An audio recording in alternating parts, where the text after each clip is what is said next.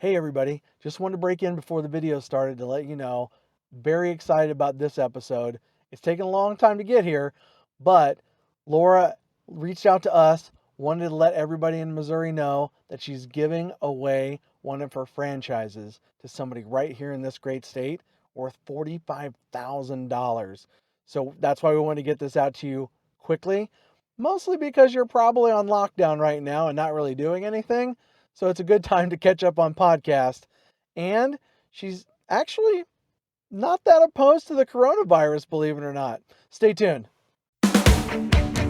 Welcome to the Missouri Business Podcast. The show is chock full of insight on what it's like to start, stop, and drive a thriving business in our great state.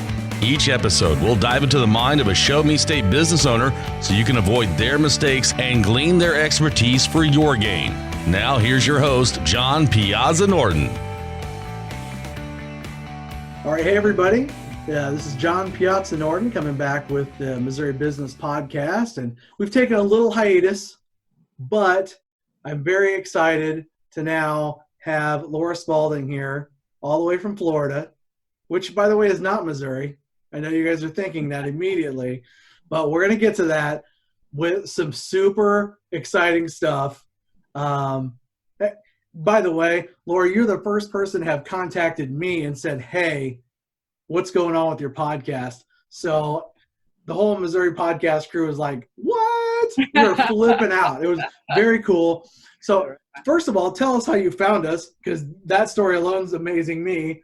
But then we'll get into kind of what you're up to, what you do, and then we'll go through some questions like we normally do. Yeah, I have a virtual assistant that we use in our business. And, I told her, listen, I want to know about more business related podcasts. And I tasked her with doing the research on them and kind of checking out which podcasts are, appropriate to business. And we kind of diversify when we listen to it. And I find that I learn a ton from podcasts. Yeah, me too. And that's why I started watching them in the first place, is to figure out who needs what, how can I pair two different folks together and make just an amazing relationship. I don't really get a whole lot out of it right now, except for joy, which is nice. But to be able to, I used to do a radio show 15 years ago from a bar. We recorded it, put it online. So you could say we were the first podcast ever made. I mean, you could say that. That's not true. But we had a lot of fun doing it, and it was mainly for us. Right. But focusing on Missouri and business, when I realized that URL was available, I'm like, I have to do this. Oh, absolutely. I have to take it, and I have to fill it. That's the hard part. Being in St. Joe, in Missouri, there's a lot of great businesses around here, but to say you're the Missouri Business Podcast, that's pretty. That takes a lot. Yeah, it's going to take a lot. No doubt. Now, to create business, that's what we're here to do. I understand that you were a police officer. Tell us a little bit about your background. Yeah, right. I went to college at the University of Tennessee in Knoxville. Okay. And my major was criminal justice, and I wanted to go into law enforcement. I thought it was, fun and exciting and, something that I really wanted to get into. So what I did is I was, in the end of towards graduation, and I just started applying to a bunch of large cities all over the country, Phoenix, Gotcha. Dallas, Detroit, everywhere. And Kansas City was one of the places I applied to. And that was the place that hired me. So I packed my bags and went out to Kansas City, and I was there for 7 years. Okay. And you were in a specific division? Well, I started out in patrol like everyone else does. And then I went to undercover narcotics, and I did some undercover vice as well. Okay. And so you liked it for a while, and then you didn't. or obviously you wouldn't have ventured out on your own. Yeah. So tell us a little bit about, because a big part of the show is we love watching people start. We also like to figure out why people switch. And so from being a worker bee to being the queen bee. How did that come about? Looking back at it, it was a conglomeration of events that took a place that really kind of just catapulted me into where I am today. Okay. But at the time, it just seemed like, I got a new supervisor in Kansas City, PD, and the narcotics unit. We didn't get along. I didn't like him. I felt there was a lot of nepotism going on, and Sure. I don't do so well. Where isn't there? Yeah, exactly. I don't do so well with authority or anything like that. So it's strange that I even chose that career, but A little bit. yeah, a little bit. Yeah. So I moved over to Olathe Police Department, which is just right on the Kansas side there. Sure. And man, I went from bad to worse. So it's very small, kind of bedroom community. Mm-hmm. I was bored out of my mind. Every day was like, which book am I going to bring? That type of thing. Man. So, yeah. I got my master's degree at night, and that's where kind of the bells started to go off of, okay, all of these people in my MBA program are very, very successful. And a lot of them had one thing in common. They were entrepreneurs. Sure. Or headed in that direction. And I thought, I am tired of living paycheck to paycheck. With Olathe, we weren't allowed to work any off duty. So our salary was capped and we weren't allowed to do anything else. So, I'm 30 years old and I have a roommate and I'm just like, oh, this sucks. So I really got to get out of this. So, through the MBA program, I start thinking, all these people used to ask me, like, when are you guys coming back to clean up these crime scenes? And I'm like, I thought that was such a weird question, but I really didn't know the answer on who did it. So I started to kind of look into things and, talk to people and the detective side and like, hey, what do you guys do with that? And their response was all the same as, once we're done with the crime scene, we don't really care. It's not our problem. It's a property owner's issue. Right. So I knew that there was a business there and it wasn't just crime. Anything biological related, whether it be an accident or an unattended death or even a suicide. So I thought, you know what, I'm gonna try to do this and see where it goes, but I had no money. And that was a big problem because I couldn't build up a savings or anything because we weren't allowed to work off duty. I signed up for this training to get certified in crime scene cleanup. And I met these two guys in the training class, and they were also in the same kind of civil servant type thing. They were LPNs. So we were making about the same salary, which was nothing. And they said, you know what? We just walked into our bank and they gave us an SBA loan for $150,000. And I'm like, wow, really? That's easy? So, I come back from training and I go into my bank and they couldn't laugh me out the door fast enough. So I went to a second bank and then a third bank and then a fourth bank, and I got rejected from all four. Okay. So I came back and I called my new friend and I said, can you believe this? And he's like, man, I don't understand why. And that was the first time that I realized that women are also treated differently in business. I was used to it in law enforcement, but I didn't think that it translated over to business. So that was kind of eye-opening for me. Right. So I had to get creative, and I went to a fifth bank and I said, hey, I need a home equity loan for new windows on my house. They wrote me a check for $15,000 right off the bat. So I used that $15,000 as my startup capital for the business in 2005. Very nice. And so did you start it up here in Missouri, or did you go to Florida and start, you moved it down there?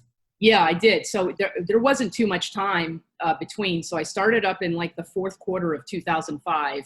Okay. And it was doing well quicker than I thought it would. And I thought, you know what? I don't want to live in the Midwest anymore. I'm from Florida. Why don't I just, move my business down here? Florida is where everyone goes to die, right? So I figured, hey, there's should one be a house or business two here. Sure. That's great. So in the first quarter of 2006, I rented my house out in Overland Park area and quit my job and then moved down to Florida. And I've been here ever since. Okay. I was actually born in Tampa, so. Oh, right on. Yeah. Okay. I was like, where's she at? Oh my gosh, my family, they had a bar right there in Ybor City. I'm like, holy cow, what a small world. Yeah. But even though she said that Missouri is not where she wants to be, obviously it's where we all want to be. Exactly. That's her choice. Exactly. However, we'll get to the part where the roots might be coming home a little bit here in a second. So let's talk about the business itself. Now you're a franchise model at this point. You didn't start that way. Oh, no. You created that. I started franchising in 2016, so many years later. Yeah. And so that is a little bit of a different animal. Oh, big time. Yeah. Tell us the difference between running the business and running a business. Well, it's extremely different. So, before I started franchising, I was in charge of my Tampa location, my staff, and our marketing efforts and our growth. Right. When I started franchising, not only am I now responsible for recruitment of franchisees that fit in our brand, but now I'm responsible for marketing the entire brand nationally. Right. And I'm responsible for making sure they're meeting their peak performance and they're, doing everything correctly to maximize their potential. Yeah. So, something that I just searching around and looking at all the different locations for my benefit, it's kind of spread out. It didn't just say, hey, it looks like, and correct me if I'm wrong, the territories are pretty large. Yeah, they're 500,000 population. Okay. It's quite large, yeah. Gotcha. So like Kansas City. Yeah, I think Kansas City actually the metro area comes in at over 1 million. So yeah, there'd probably be 2 franchisees there. Gotcha. Okay. And so you obviously had a strong desire to be your own boss because everybody else is an idiot. I get that. Yeah. But looking at kind of your notes here, it says in business, decisions you have made were good, but the personal ones, not so good. Yeah. Where did you get to the point where you're like, I can trust me in business, even though I can't trust me with me? Well, I think it's very different. So when you're making decisions from a business perspective, it's, does the dollars make sense? Is there an ROI there? And, if the math doesn't make sense, then the decision is not going to work. Right. I think it's very different when you're dealing personally, when you have an emotional component to that, because your mind might not agree with your heart. Sure. Well, sometimes people put a lot of heart in business too. Yes. If you can read a spreadsheet and leave the rest of it out of there, hey, I don't like the thing that we're doing necessarily. I don't enjoy it myself, but man, it makes a lot of sense for the business. So let's talk about that. One of the questions that I'd ask was bookkeeping a big thing for you? Yeah.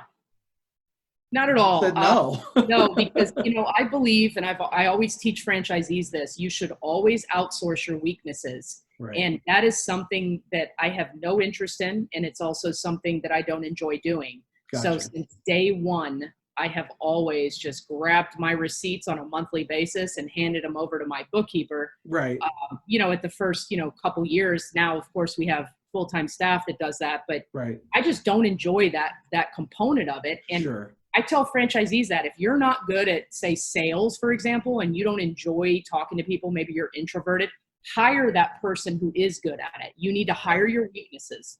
Very nice. Now, as far as the location, you moved to Florida, not just for business, but I imagine for you.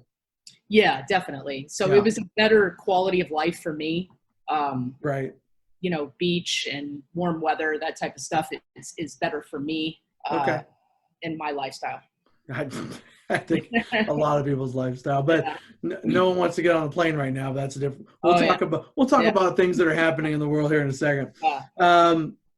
Let's talk about competition. Are there other people doing something like this, or is this pretty unique? Yeah, so it's interesting because when I first started doing this, it was next to nobody. Okay. Now I would say, it's very fragmented still. Right. I would say that most of our competitors are mom and pops, maybe do it as a part-time gig. Maybe they're full-time firemen or, whatever. So they're treating it as a hobby. So Right. that type of business mindset will never scale. Right. And I Well, think there's that only so much of them. exactly. And Yeah. that's the difference is I made it my priority and it was my sole focus. And if I wasn't going to do well, I wasn't going to eat. I wasn't going to be able to pay my rent. And that's the difference between treating a business as a hobby and treating it as your lifeblood. Well, yeah, when you burn the ships, you don't have any choice. No doubt. Absolutely. So let's talk about marketing. Uh-huh. How are you going about that now? How do you feel the people, is it regional at this point? Just because the marketing dollar is only going so far. Well, it's a little bit different. So we market for franchisees and then we market for our services. Okay. So say, for example, we don't have a location in Chicago, so we're not spending any money to market in Chicago. However, I will clarify, with the coronavirus being, an epidemic now, we are marketing nationally for that because we have mobile response crews for disinfection of that type of thing that will travel to anywhere in the continental U.S. So it's a little bit different, and this business is very difficult to market because no one wants to talk about death. No one wants to talk about, grandma got MRSA from the hospital and now her house is contaminated. Right. So we have to be very strategic on how we market. And I believe, looking back on things, I made a ton of mistakes. I did the billboard, I did the TV commercial, I did all that stuff. What did the billboard look like? The whole point of the billboard was attention getting. So look at it because you've got to stand out, right? There's 100 billboards on the interstate. Right. So, I can't remember what it was, but I think it was a guy with a respirator and a tie-dye suit on. Obviously, you don't see that every day. So that's something that is attention getting. We got a lot of calls for that, but it wasn't the type of calls that we were looking for. It was more like calls for employment. It's a work, and that's why franchising works for us because I can say, listen, I did 10 years of bad marketing. I can tell you what works and what doesn't. For sure. The experience definitely, just like people asking me about podcasting. Yeah. I barely know how to do it myself. Mm-hmm. I mean, just learning and, boy, I messed that up. I got to do this better next time. Hey, let's do a Zoom meeting from Florida. I've never done a Zoom meeting like this before. Right. I'll figure it out. We'll hook up everything, and if something fails, I got something. Right. And I think that's the difference between starting your own small business and buying into a franchise. You're buying into a proven model that they've already gone through the mistakes. Sure. So all you have to do is follow the recipe, and you should be able to be successful on it. Let's talk about your model for just a second. Sure. The thing that intrigues me is you're not just coming in potentially to clean up. If you want out of the situation completely, you'll buy the house? Yeah. Holy cow. Tell me about that. How'd that come about? Well, we buy a lot of houses. So I'll tell you. So I have always been interested in real estate. But again, being poor, I never knew really how to get into it. So you can only take out so many window loans. Yeah, exactly. Right. There's only so many times. So what I did is I started taking some of my profits from my business, my corporate location, and I started investing in real estate. I was, fix and flips, and I was buying and holding some. And I thought, you know what? There is some synergy there because our customers all are paying us to clean this up with the sole purpose that they're going to list the property to sell it. Right. So why not just offer them to just purchase it as is? You don't have to pay me a dime. Right. I give you a check. You walk away, take what you want out of the house, leave it trash. We don't care. Yeah. And we even pay the closing cost. No commissions in the deal, nothing. So I thought, you know what? I'm going to try it at my corporate store and I'm as a test model. Sure. And we were buying 1 to 2 houses a month and it was going crazy. Well, you cut the middleman out. You cut the middleman out completely. You cut the middleman out. So you can pay them more. Franchisees how to do it, and now they're all doing it. Nice. And it's working out fantastic for us. Very cool. Let's do this giveaway. I'm pretty excited about it. Okay. So you've got how many franchisees right now? We have 24 locations. 24 locations. and you're looking to have the 25th be in Missouri. Well, we're looking to find our veteran giveaway in Missouri. I don't know if it'll be the 25th because we have several right now. En route. Yeah, I Yeah, got you. yeah. So tell me a little bit about the contest and why you came up with it in the first place. Well, I feel that probably as a community, we need to do a better job of transitioning veterans into the civilian world and providing opportunities. I think they're fantastic hires, especially for our type of business. Right. They're very mission oriented. They know how to follow an order, a recipe. In Right. other words, a franchise system. Sure. So we want to give away a franchise territory to a veteran. We would love the veteran to be in the state of Missouri Nice. for several reasons, because unfortunately, Missouri is always in the top 5 for methamphetamine, and we happen to do meth lab cleanups there. Right. Yeah. And, I was in law enforcement there, and there are a ton of fantastic people that were veterans and are now in law enforcement. And I think that there's better opportunities for them. I agree. I wish there were more of this opportunity. Tell me a little bit about the breakdown of what they're going, the classification of, I want to enter this contest. What would I need to have to do so?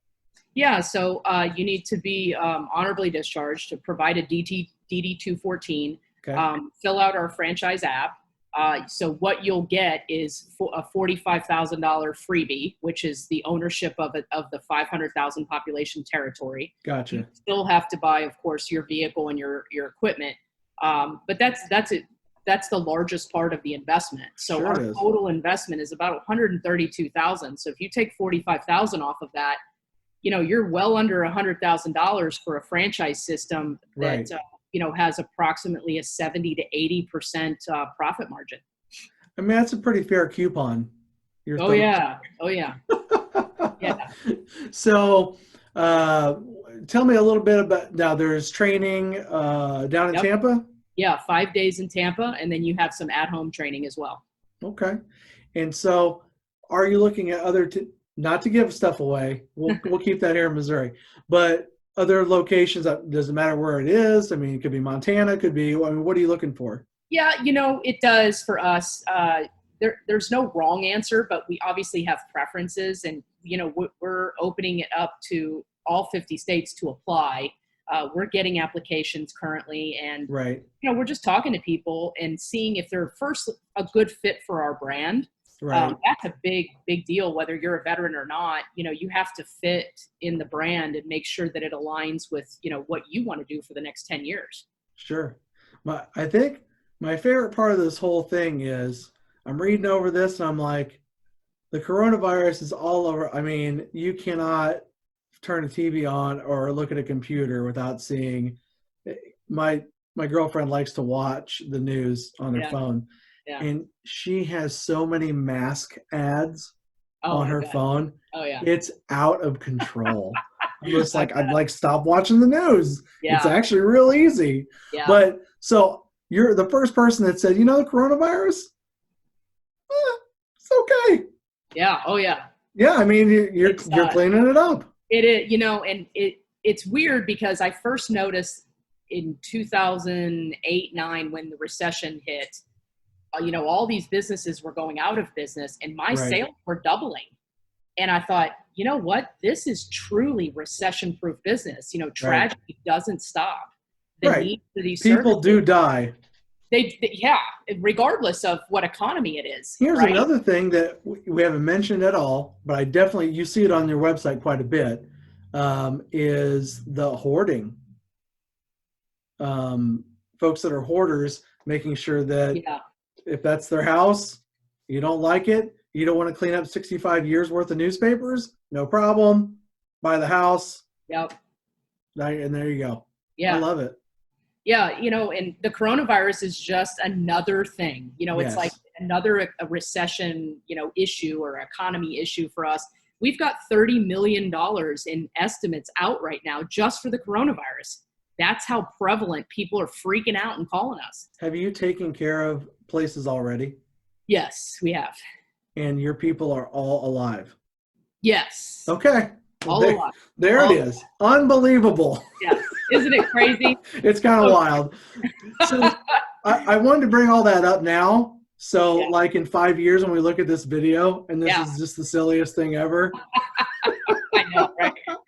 So, all right, let's transition a little bit. Okay. I do ask a little bit crazier questions. Okay. I kind of geared them towards police and house Okay. cleanup, but Okay. that's kind of where we're at. And the last one, well, last one's whatever. All right, body cams. Are you Yes. for them, against them? What's your thoughts on a body cam for the police officer? I am for them if it's on everyone.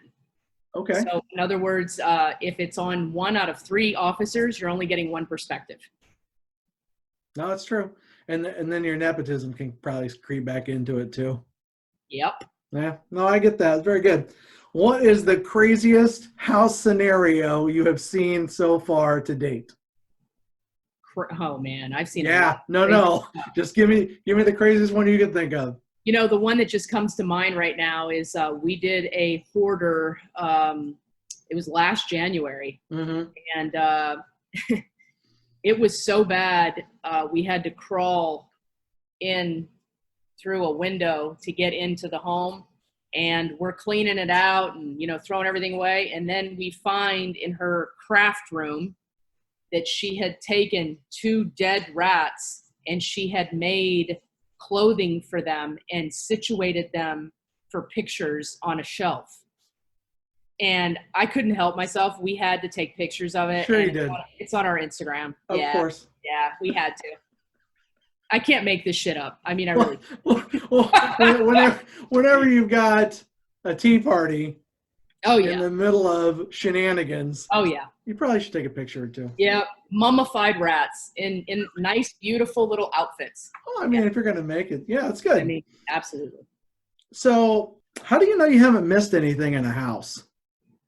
We check. We have chemicals that Okay. check and see if we miss blood.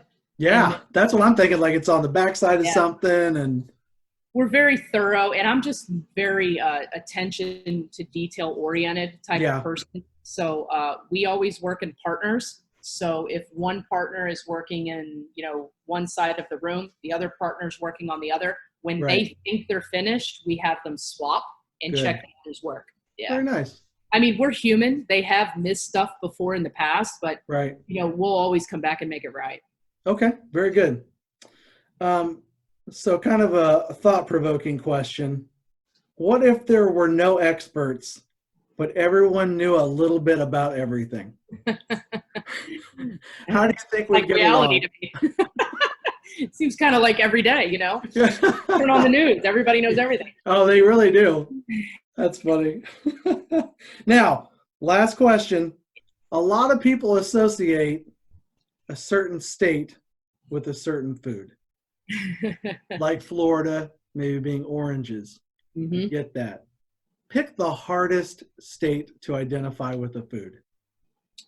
Oh boy, there's a lot that I don't know about. I really don't know what I would associate New York with because it's such a melting pot. Hmm. I feel like it's a conglomerate of so many Yes. different cultures that Sure. you can literally walk a block and Every hit street. 25 cultures. Every Yeah, street. so I maybe there is a food for New York, but I don't know what it would be. Gotcha. I would think Delaware would be tough. Yeah, that one too. Rhode Island. Yeah. I Yeah. mean, I guess lobster. You can just New England's all lobster, just Well, the whole yeah, thing. Maine. Yeah, that's kind of the default, right? Lobster. When in doubt, lobster. Very nice. So I want to thank you for coming on the show. Thanks for having me. We're really going to promote this because this is exciting. People get excited when you give stuff away. Well, and it's our first year doing it, and I'm super excited about it just because I can't thank veterans enough for their sacrifice. And I really, really want to contribute in some way to impact their lives and hopefully, teach them this, what I think is an amazing business that has Right. huge potential. And I just want to, pass that on. I'm super grateful. Can I throw a little Nostradamus at you real quick? Yeah. I think you're going to have a really hard choice. Oh, I agree. Yeah. I think it's going to be, I mean, but let me tell you, John, we're going to do it every year. One per year. Yes. I love it. That is my goal, one per year. So Missouri, you can't do enough meth for Laura Spaulding. Exactly.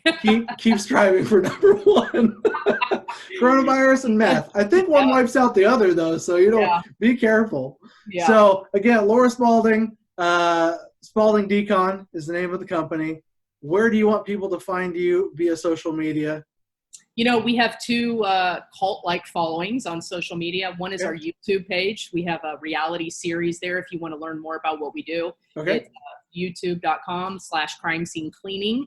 And then on Instagram as well, you can see photos of our jobs before and after. So you see the progression. That's also Instagram under crime scene cleaning. Gotcha. If you email both of those, I'll make sure that they get in the YouTube description. Again, this is Laura Spaulding. My name is John Norton with the Missouri Business Podcast. We've got a lot of great things coming up as far as the Commerce Connections Quest is going. Many different cities and counties in Northwest Missouri. Very excited to get that to you. The scavenger hunt that actually pays you. We're trying to give away stuff too. I like it. Not just from Florida, but from right here in Northwest Missouri. Laura, thank you so much again for being a part. Thanks for having me, John. All right, absolutely. Thanks for joining us for this edition of the Missouri Business Podcast. Make sure to visit our website, MissouriBusinessPodcast.com, where you can subscribe to the show on iTunes, Spotify, or Stitcher so you get the ding when the next one is out. And if you have a question to pose on the show, just shoot us a comment on the website or like the John Piazza Norton Facebook fan page for direct access. Be sure to tune in next time when we squeeze the brain of another business leader for your benefit. Talk is cheap. I'm from Missouri. You have got to show me. See you next time.